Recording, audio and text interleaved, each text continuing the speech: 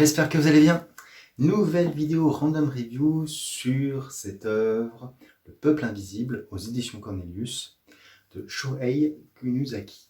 Alors, cette œuvre recueille en fait un certain nombre de mangas, de chapitres qui ont été publiés entre 1968 et 1974 par cet artiste qui nous a quittés relativement tôt, puisqu'il est mort à 30 ans.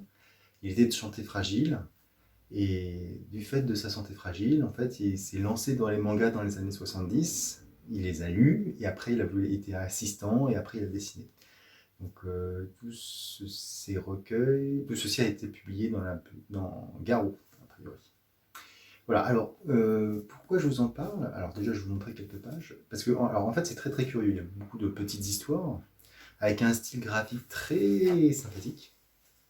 Comme vous pouvez voir. Par contre, ces petites histoires peuvent paraître un peu cryptiques, un peu obscures. En fait, il n'y a jamais vraiment d'explication. C'est bien au lecteur de faire sa propre explication sur le pourquoi du comment, qu'est-ce qui se passe. La première histoire m'a troublé, parce qu'on retrouve un artisan en train comment dire, de faire des... Je crois qu'il est charpentier. Et puis il y a quelqu'un qui vient voir.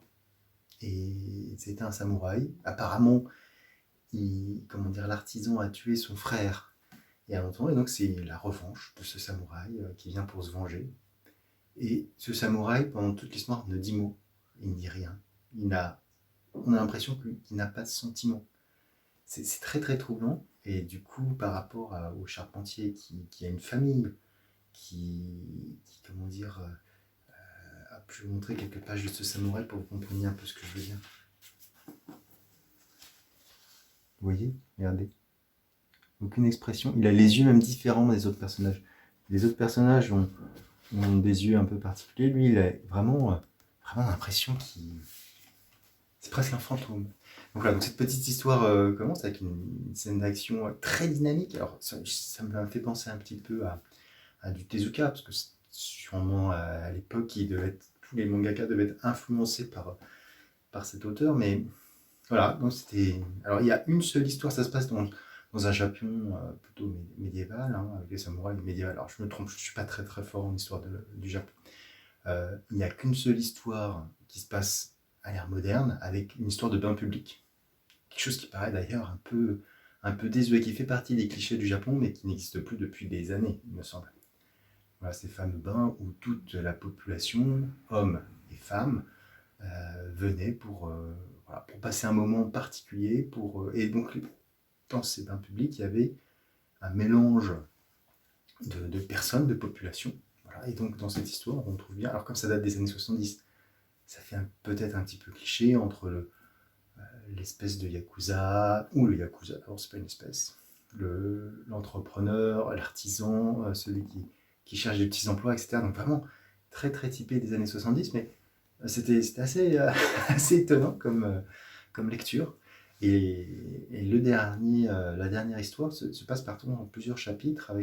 On suit un aveugle au cours de ses pérégrinations avec son ami Jen qui a des ennuis avec les Yakuza. Là, ça se passe aussi plutôt dans le passé. Voilà. Donc, vraiment une bonne petite découverte aux éditions Cornelius. Alors, c'est un format plutôt plus grand hein, qu'un manga classique. C'est cartonné, ça se lit en sens japonais. Non, vraiment, c'était une curiosité. Vraiment une curiosité. Je l'ai emprunté à la médiathèque. Si vous avez l'occasion de le voir, n'hésitez pas à le feuilleter. N'hésitez pas à le lire pour vous faire votre propre avis. Moi, j'ai un avis plutôt positif sur cette œuvre que j'ai trouvé intéressante à plusieurs niveaux. Voilà. En tout cas, si vous êtes à la fois dans la recherche culturelle du manga, parce que c'était vraiment des vieux mangas, c'est les années 70, maintenant ça fait 51 ans. Donc voilà, et donc plutôt pas mal de petites choses, mais des histoires très courtes. Il faut aimer, à part la dernière avec l'aveugle, c'est des histoires très courtes, donc on peut être un peu frustré. C'est ce que j'ai eu comme sentiment aussi à un moment donné. J'aurais aimé en savoir un peu plus, ou un peu plus de... En fait, tout ce qui... Je crois que c'est écrit dans les post-faces, tout ce qui n'est pas exprimé. En fait, l'auteur voulait exprimer par le dessin tout ce qui ne pouvait pas être exprimé par les mots ou par autre chose. Donc c'est assez intéressant parce qu'on peut finalement le ressentir d'une manière très différente selon son propre vécu ou son propre ressenti. Voilà. Alors, toute petite review sur cette œuvre. Voilà, bah, si vous avez aimé, n'hésitez pas à liker, disliker, vous abonner sur la chaîne. Voilà, sur ça je vous dis ciao.